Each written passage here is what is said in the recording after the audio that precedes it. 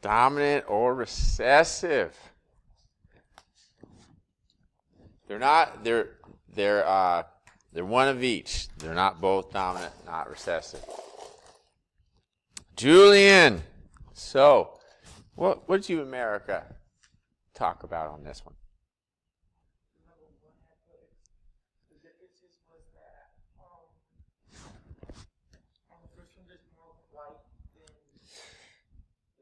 Yeah, there's less. Oops. Well, there's less people affected by it, right? Okay, so that's a good observation. 3 versus 6. Okay. Anything else?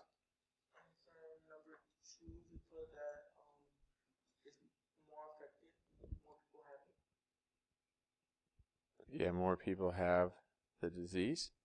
Okay. Did other groups make that observation too? Yeah.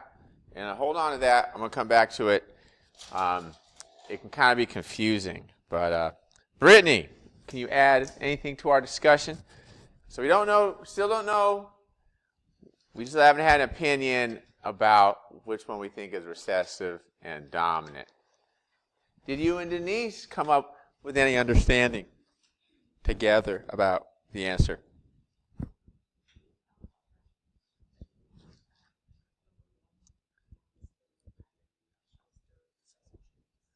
The number one is what?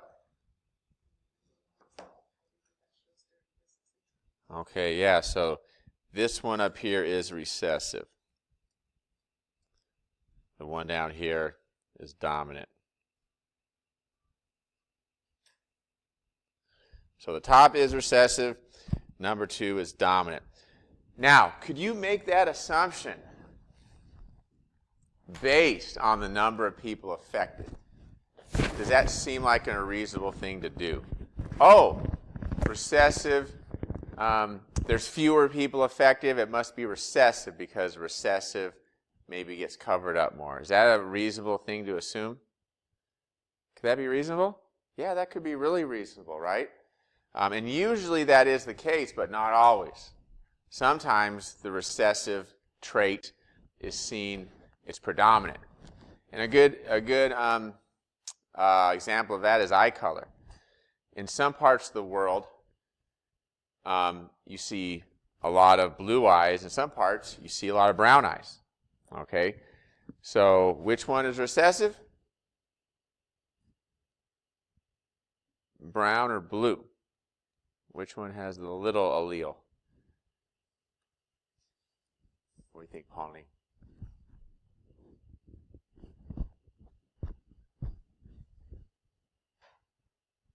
Blue eyes. Yeah, blue eyes are recessive. So if you're in, say, Norway or Sweden or something, you see mostly blue eyes. You think, oh, that's dominant. Well, it isn't. It's still recessive.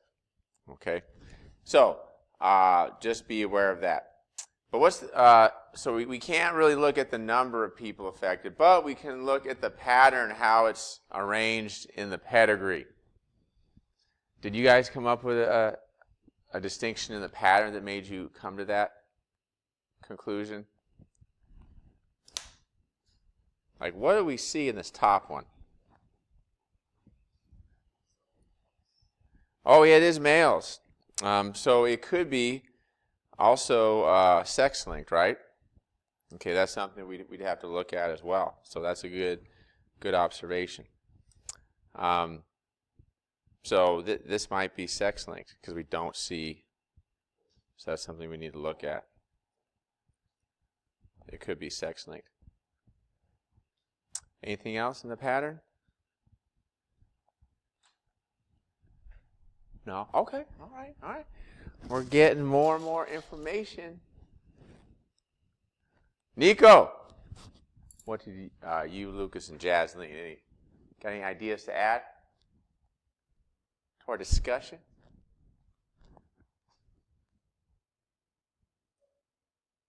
No? No more thoughts? No more thoughts? No more thoughts? Okay. All right.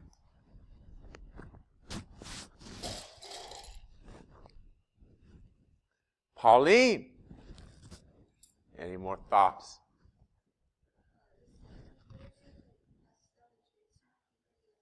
What do you mean by that? Pass it down more?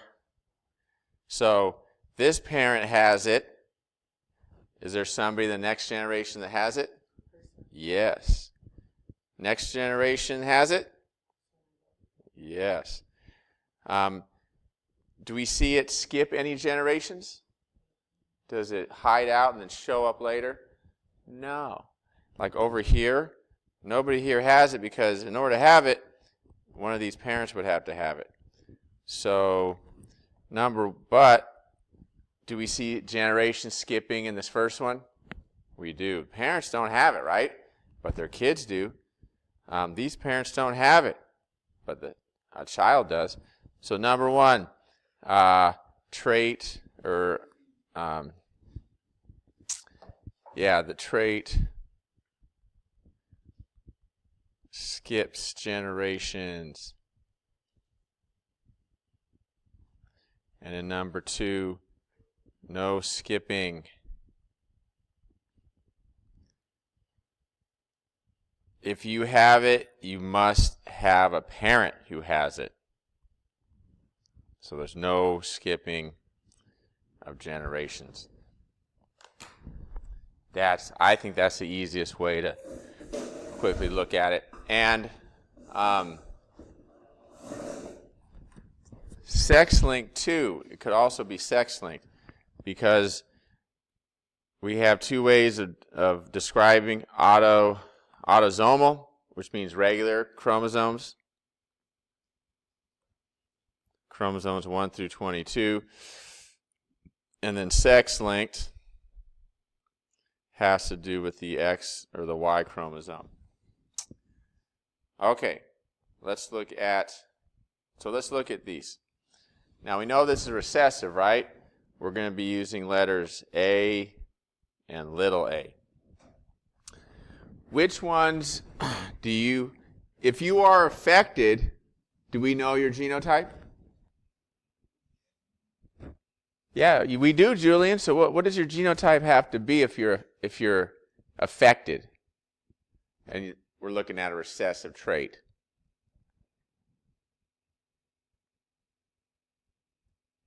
Huh? Anybody? Annabelle. For 3, 5, and 1, they're all affected, right? They got it, and it's recessive. So what must their genotypes be?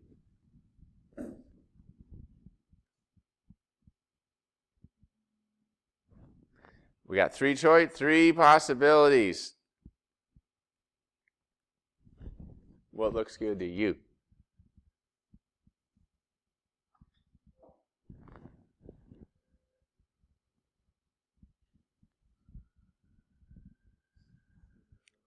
What's that? 2 little ones. Yeah, it's got to be 2 little ones. Because if they had a big one, would they be affected? No, they wouldn't. If they had any big allele, they wouldn't be affected. They wouldn't have that in. Hey, Julian, can you do me a favor? Can you put that in your bag? Thank you. All right, so there.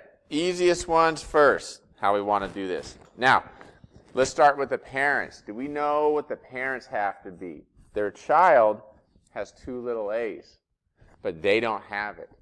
So does that give us a good idea of what they are? It does. It sure does. So what would they be, Ashley? What do you think? Which one do the parents have to be?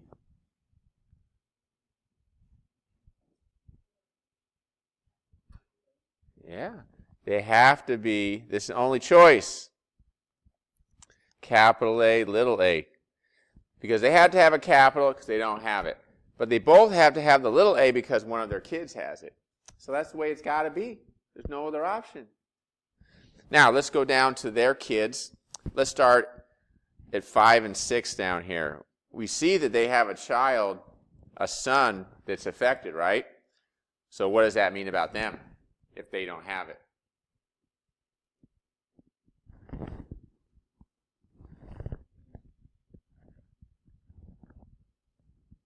What do you think, America?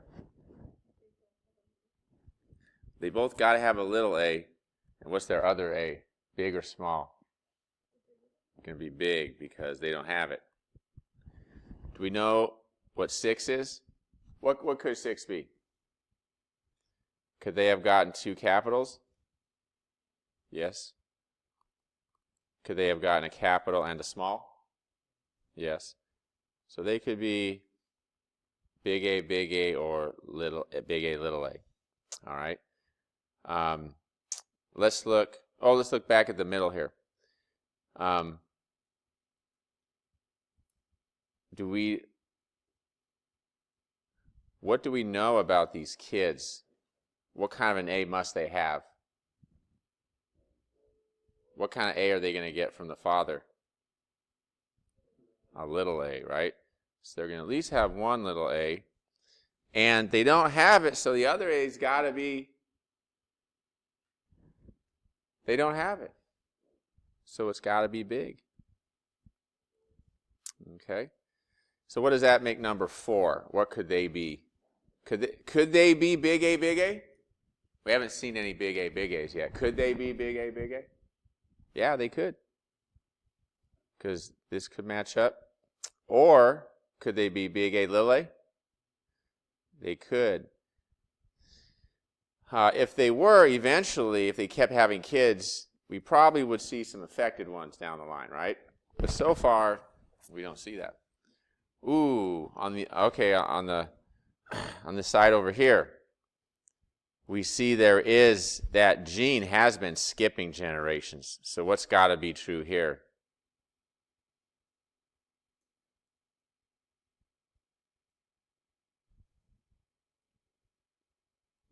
As we saw before, for this to be passed on, what does this have to be? Big A, little a. And, let's see.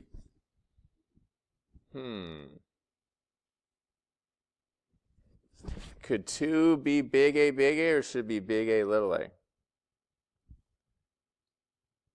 It's got to be passed on.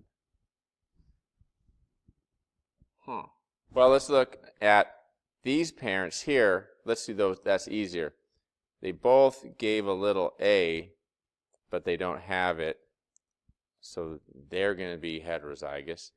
So, and this other child here could be a, or could be a, little a. Number 2, could this work? Could these two parents have this child? Is that possible? That's possible, isn't it? Could they also be big A, little a? Yeah. So 2 could be big A, or big A, little a. Just going through, looking and seeing what the possibilities are. Looking at the easy ones first. All right, everybody have that filled out? So let's go to the next one. Remember, this is dominant. And for this, we're using these ones. Okay?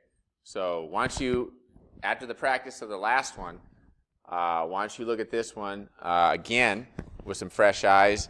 And remember, but it's dominant, right? So in order to be affected, these are going to be a little different than the ones that we had before. Okay? Or, yeah, or the ones that aren't affected, actually. Ooh.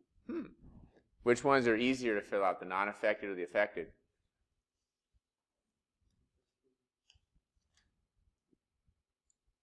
Well, yeah, here the non-affected ones are more known. All right, so you can work together at your table or by yourself, and then collaborate.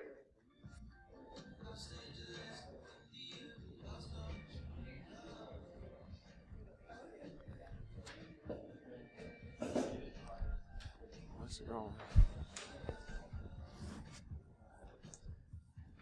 If you don't show a dominant trait, can you have the dominant allele? Can you even have it? Is it possible to have a dominant allele and not show it? It isn't.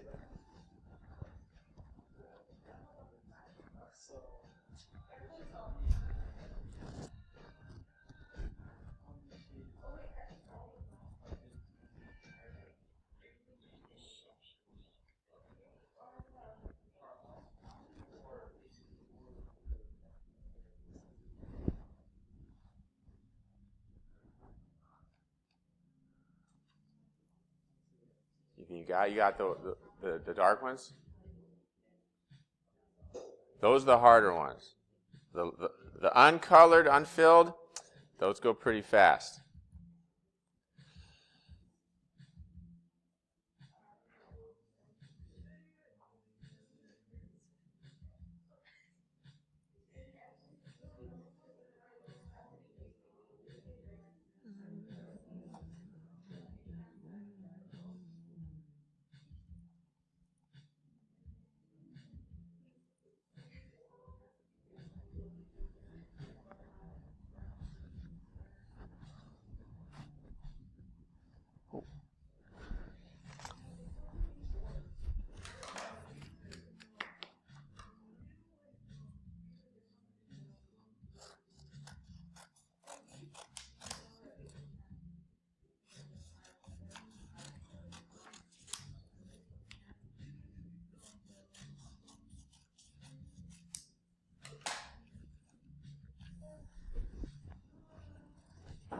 All right. How you feel about that, Annabelle?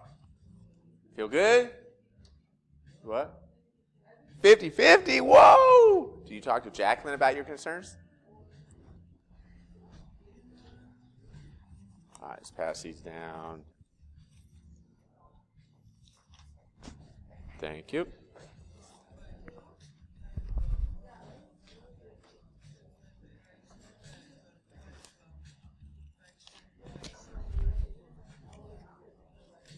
What's up, America?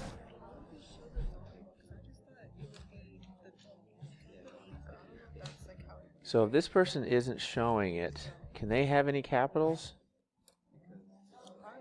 Probably not.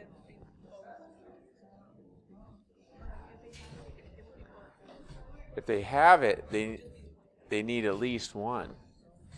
Yeah.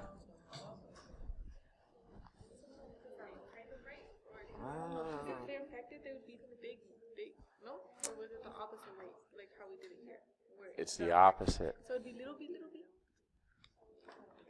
But see, that's a learning. You're learning, Ashley. That's good. And also, can I go to the restroom? I'll be fast. It's because I really have to go to the restroom. It's an emergency. Yeah. Certified. Yeah. In your experience, this ranks an emergency. All right. So let's take a look. So we're now dealing with a dominant situation. If you have the trait, it means you have at least one dominant allele, which means if you don't have it, do we know your genotype? If you don't have that trait, can you have a capital? No, you can't. So what can we do with all the ones that are blank? We can write little b's in there. They're not showing the trait, so they can't have any capitals involved at all. It's just not going to work. It's not going to work. I'm sorry. I'll make the rules, Jasleen. I didn't come up with this. Nature did. The world. Evolution. Mother Nature. However you view the creation of what we see out there. It's wonderful. It's amazing. Huh. Oh, so let's see. So look at this pairing here between these parents.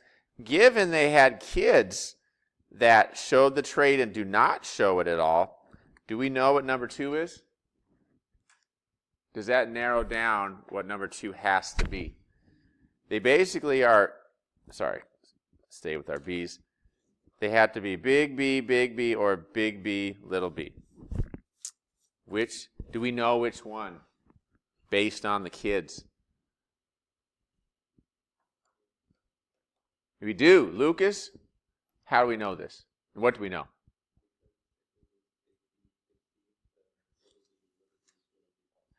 Yeah, the little b's would be impossible if we had the big B. Okay? But it's the case where we have the little b's, right? So that means they're, they have to get a little b from each parent. Each parent has to contribute a little b to make that work. So we know that that one is big B, little b. Okay? Let's finish out this immediate family. Do we know number 3? Why do we know it's big B, little b? Why can't it be big B, big B?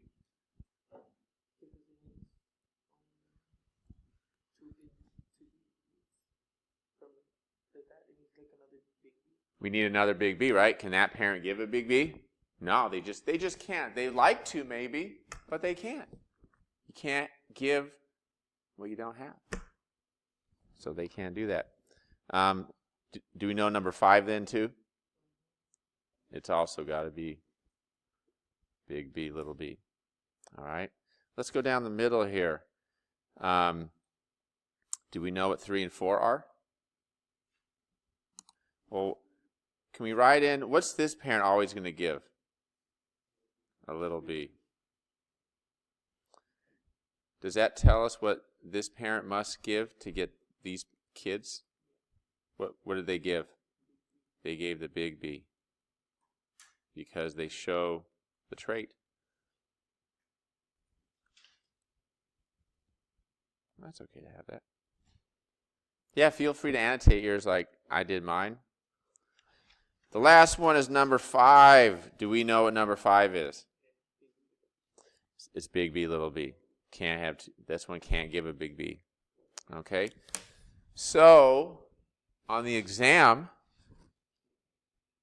I mean, for this you will have to, fill in those kind of alleles, kind of figure that out. So you have that on the back of your paper now. Okay, it'll help you practice. And you have it in the biozone. At this point, a few of you need to finish 5.1 quiz. It's on one sheet. Get out the 5.1 quiz.